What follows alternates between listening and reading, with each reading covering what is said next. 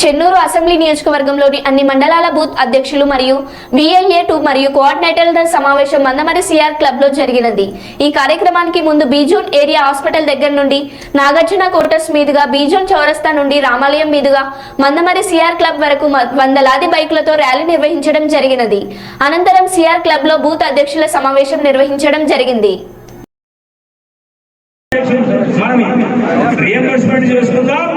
కార్మికుల యొక్క సొంతింటి పథకాన్ని మనం అమలు చేసుకుందాం తెలియజేస్తూ, మీరే నా ధైర్యం, మీరే నా దేవుళ్ళు, మీరే రేపు ఓటేసి గెలిపిస్తే మీ అందరి ఆశీర్వాదంతో మీ యొక్క సేవకులుగా భారతీయ జనతా పార్టీ కుటుంబ సభ్యులుగా మీ ఇళ్ళకి వచ్చి మీకు సేవ చేస్తారని తెలియజేస్తూ, మీ యొక్క ధైర్యంతో మీ యొక్క అండతోని మీరు చేస్తున్నటువంటి శ్రమశక్తి వల్ల, మీరు సమీకరిస్తున్నటువంటి ఓటు బ్యాంకు వల్ల నా విజయం జరిగితే నా విజయం మీ అందరి విజయం, నా విజయం మీ అందరి విజయం.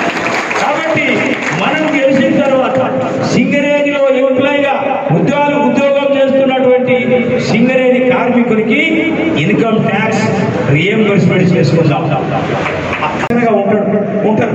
కాబట్టి మిత్రులారా, మీరందరూ కలిసి ఈ యొక్క 13వ తారీఖు నాడు రాబోతున్నటువంటి ఎన్నికలను దృష్టిలో పెట్టుకొని మీరు నిరంతరం ఇవాటి నుండి పూర్తి స్థాయిలో డబ్బల ఓట్లు పడేంత వరకు, బటన్ నొక్కేంత వరకు మీరు అప్రమత్తంగా ఉండి పూర్తి స్థాయిలో ప్రతి బూతులో నరేంద్ర మోదీ గారు చెప్పినట్టుగా 370 ఓట్లు పైచిలకు రావాలని చెప్పింది. కాబట్టి మీరు మీ యొక్క బూతులలో పూర్తి స్థాయిలో మీరే అక్కడ నాయకులు ఎదిగి ప్రతి ఒక్క కాలం మళ్ళొస్తుంది. అవునా కాదు? ఈ జిల్లాలో వేరే దళితులు లేరా? ఈ జిల్లాలో అర్హులైన దళితులు లేరా? ప్రజాప్రతినిధులు కావద్దా? ఆ కుటుంబం ఈ జిల్లాలో ఉన్నదా? కొన్నరా? నేను మీకు ఒకటి రాసి పెడతా. ఈ కుటుంబం మీద, వివేక్ కుటుంబం మీద ఎంపీగా గెలిస్తే రాబోయే రోజులలో మంచిర్యాల జిల్లా పేరు కూడా మార్చి వెంకటస్వామి జిల్లా చేయాలని అడుగుతారు వీళ్ళు. ఇది కూడా ఇది రాసి పెట్టుకో. అందుకనే మనం ప్రజాస్వామ్యాన్ని కాపాడాలి. అంబేద్కర్ గారు రాసిన ప్రజాస్వామ్యాన్ని కాపాడాలి. అంబేద్కర్ గారు రాసిన రాజ్యాంగాన్ని కాపాడాలి.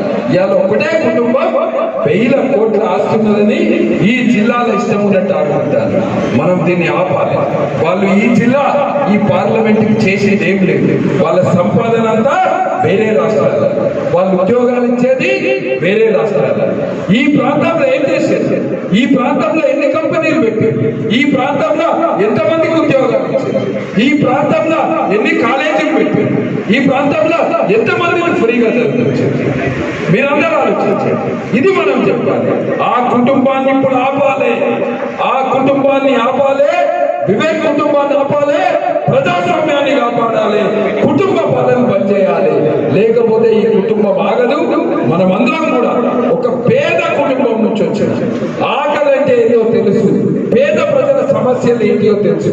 ఇటువంటి వ్యక్తిని మనం గెలిపించి పార్లమెంట్ పంపితే రేపు మన ప్రాంత సమస్యల పరిష్కారం.